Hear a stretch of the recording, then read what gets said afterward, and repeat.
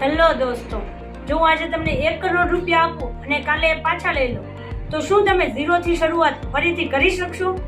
જો તમારો જવાબ હા હોય તો તમે સૌથી ધનવાન વ્યક્તિ છો એવું કહેવાય, કેમ કે તમારી પાસે છે વિચારો, સારા વિચારોની જરૂર છે તમને.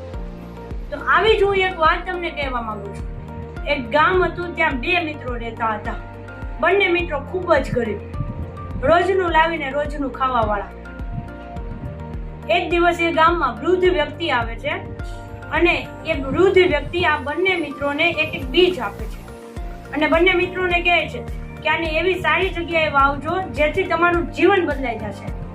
એક મિત્રો એને કઈ સિરિયસલી લેતો નથી અને બીજને ફેંકી દે છે અને બીજો મિત્ર છે એ બીજને સારી એવી જગ્યાએ વાવે છે, એને દરરોજ સાર સંભાળ કરે છે અને એ બીજને દરરોજ પાણી પાય છે, સારી એવો સનલાઇટ પ્રોવાઈડ થાય એ જગ્યાએ રાખે છે.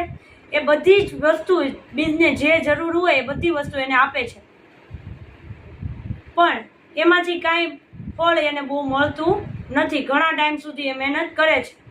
પછી જે ગામના લોકો હોય છે એની ઉપર હસવા લાગે છે. વર્ષો વીતી જાય છે, પછી એ બીજમાંથી મોટું ઝાડ બની જાય છે અને એમાં ફળ આવવા લાગે છે અને એ ફળ વેચીને આ જે મિત્ર હતો એ ખૂબ પૈસા કમાવા લાગે છે.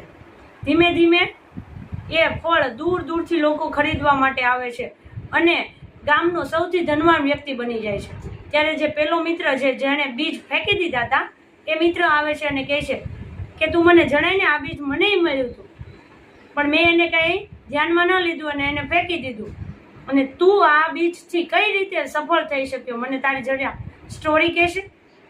ત્યારે આ વ્યક્તિ કહે છે કે તક બધાને મળે છે, પણ જે વ્યક્તિ તકને ઝડપી લે છે અને મહેનત શરૂ રાખે છે એ વ્યક્તિ જીવનમાં સફળ થાય છે. તો આપણું પણ આવું જ છે. આપણને હર સિચ્યુએશનમાં કંઈક ને કંઈક તક મળતી હોય છે, કોઈ વ્યક્તિના સ્વરૂપમાં યા કોઈ મુશ્કેલી, કોઈ સિચ્યુએશનના સ્વરૂપમાં, પણ આપણે એ તકને જવા દેતા હોઈએ છીએ. તો આપણે કોઈ બી તક આપણને મળે તો એ તકને જવા ના દઈએ અને એ તકને આપણે ઝડપી લઈએ અને એના ઉપર મહેનત કરીએ તો આપણે સફળ જરૂર થશું. પણ ઘણી વખત આપણે કેવું કરતા હોઈએ છીએ કે તક મળે અને તકને જવા દઈએ છીએ અને પછી આખી જિંદગી અફસોસ કરતા રહીએ છીએ. તો જીવનમાં આપણે અફસોસ નથી કરવાનો, તક મળે તો એની ઉપર મહેનત કરીને સફળતા મેળવવાની છે.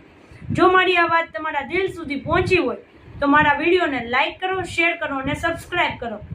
Thank you.